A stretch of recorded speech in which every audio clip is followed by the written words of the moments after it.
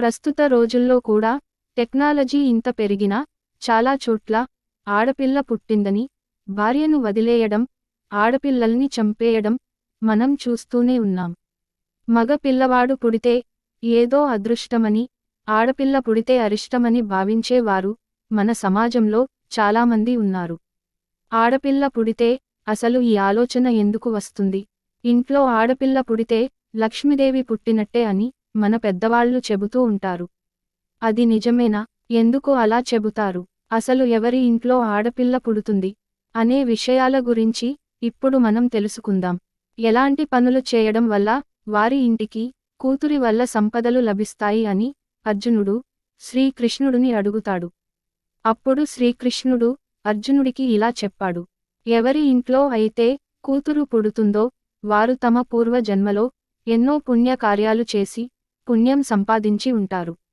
వారికి మాత్రమే తర్వాత జన్మలో ఆడపిల్లను పొందే అదృష్టం కలుగుతుంది. అలాంటి వారికే ఆడపిల్లకు తల్లిదండ్రులుగా ఉండే అదృష్టం దక్కుతుంది. వారి ఇంటికి సకల సంపదలు దక్కుతాయి. అలాగే వారి ఇంట్లో లక్ష్మీదేవి ఎప్పుడూ ఉంటుంది. ఎవరికి అయితే కూతురిని పెంచగల సామర్థ్యం ఉంటుందో వారికి మాత్రమే కూతుర్ని ఆ భగవంతుడు ప్రసాదిస్తాడు అని శ్రీకృష్ణుడు అర్జునుడికి వివరిస్తాడు. సాధారణంగా మనం మన ఇంట్లో పిల్లలు పుట్టినప్పుడు వారి పుట్టిన తేదీ సమయాన్ని బట్టి వారికి జాతకం రాయించడం చేస్తుంటాము. ఈ జాతకం ద్వారా వారు భవిష్యత్తు ఎలా ఉంటుంది అనే విషయాల గురించి పండితులు చెబుతుంటారు.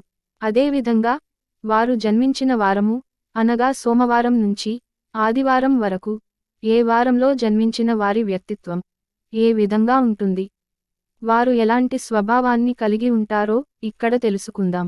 ఆదివారం జన్మించిన వారు ఎంతో తెలివైన వారు.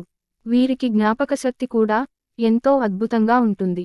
ఏదైనా ఒక విషయానికి పై దృష్టి సారిస్తే ఖచ్చితంగా గెలుపు సాధించి తీరుతారు. వీరు ఓటమిని ఏమాత్రం అంగీకరించరు. ఎన్ని కష్టాలు ఎదురైనా అనుకున్నది సాధిస్తారు. ఈ క్రమంలోనే కొన్ని విషయాలలో మొండి పట్టుదలతో వ్యవహరించడం వల్ల కొన్ని సమస్యలను కొని తెచ్చుకుంటారు. సోమవారం జన్మించిన వారు ఎక్కువ ఆలోచనలు చేస్తూ అధిక మానసిక ఒత్తిడికి గురవుతుంటారు. సోమవారం జన్మించిన వారు ఎక్కువ పాజిటివ్గా ఉంటారు. వీరు ఎల్లప్పుడూ మానసిక ఒత్తిడికి లోనవుతుంటారు. మంగళవారం ఆంజనేయ స్వామికి ఎంతో ఇష్టమైన రోజుగా భావిస్తారు. ఈ రోజున జన్మించిన వారు హనుమంతుడిలా ఉదారంగా ఉంటారు. అవసరమైన వారికి ఎంతకైనా సహాయం చేయడానికి సిద్ధపడతారు. అయితే వీరికి కోపం చాలా ఎక్కువ. ఇక వీరి స్వభావం గురించి మాట్లాడితే చాలా అమాయకులు. ఎవరిపైనా ద్వేషం పెట్టుకోరు. మంగళవారం జన్మించిన వారిలో ధైర్యసాహసాలు ఎక్కువగా ఉంటాయి. వీరు తరచూ చిన్న చిన్న వివాదాలకు గురవుతుంటారు. వైవాహిక జీవితంలో కూడా కొన్ని ఒడిదుడుకులు ఎదురవుతాయి. బుధవారం పుట్టిన వారు ఎంతో చురుగ్గా ఆలోచిస్తూ అన్ని రంగాలలో విజయం సాధిస్తారు. బుధవారం జన్మించిన వారు ఏ విషయాన్ని వారి మనసులో పెట్టుకోకుండా ఒకే విషయానికి గురించి పదే పదే ఆలోచించకుండా ఆ విషయాన్ని అంతటితో మరిచిపోతారు. గురువారం జన్మించిన వారిలో జ్ఞానం, మాటకారితనం ఎక్కువగా ఉంటుంది. అందుకే టీచర్లు, లాయర్లు ఎక్కువ భాగం గురువారం జన్మించిన వారు ఉంటారు. వీరి జీవితంలో డబ్బుకు కొదవ ఉండదు. శుక్రవారం పుట్టిన వారికి ఆకర్షణ గుణం ఎక్కువగా ఉంటుంది. వీరికి డబ్బు ఏమాత్రం లెక్క ఉండదు. ఎంత పడితే అంత ఖర్చు పెడుతూనే ఉంటారు. విందు వినోదాలలో పాల్గొనడం వీరికి ఎంతో ఇష్టం. శనివారం జన్మించిన వారు వారి జీవితంలో ఒక్కో మెట్టు ఎక్కుతూ విజయాన్ని అందుకుంటారు. వీరి జీవితంలో కష్టనష్టాలు ఎదురైనప్పటికీ మొండి ధైర్యంతో ఆ కష్టాలను ఎదుర్కొంటారు. అందరికీ ఎంతో నమ్మకంగా ఉంటారు. శనివారం పుట్టిన వారితో స్నేహం చేయడం ఎంతో మంచిది. ఒకసారి స్వామి వివేకానంద వైష్ణోదేవి దేవాలయం మెట్ల మీద వెళ్తున్నారు.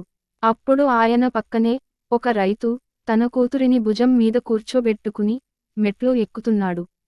అది చూసిన వివేకానంద అతనిని అడిగారట, ఎందుకు మీరు మీ కూతురి భారాన్ని మోస్తున్నారు అని.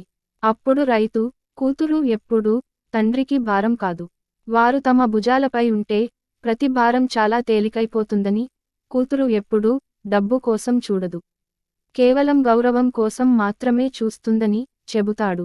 పురాణాల ప్రకారం ఎవరైతే చనిపోయే ముందు స్త్రీని తలుచుకుంటూ చనిపోతారో వారు స్త్రీలుగా జన్మిస్తారని గ్రంథాలు చెబుతున్నాయి. ఎవరింట్లో అయితే ఆడపిల్ల పుడుతుందో వారి ఇల్లు అదృష్టానికి నిలయం అని పండితులు చెబుతున్నారు. అబద్ధం ఆడితే ఆడపిల్లలు పుడుతుంది అని ఎందుకు అంటారు అనే విషయానికి గురించి తెలుసుకుందాం. ఈ సామెత పాత రోజులకి సంబంధించినది.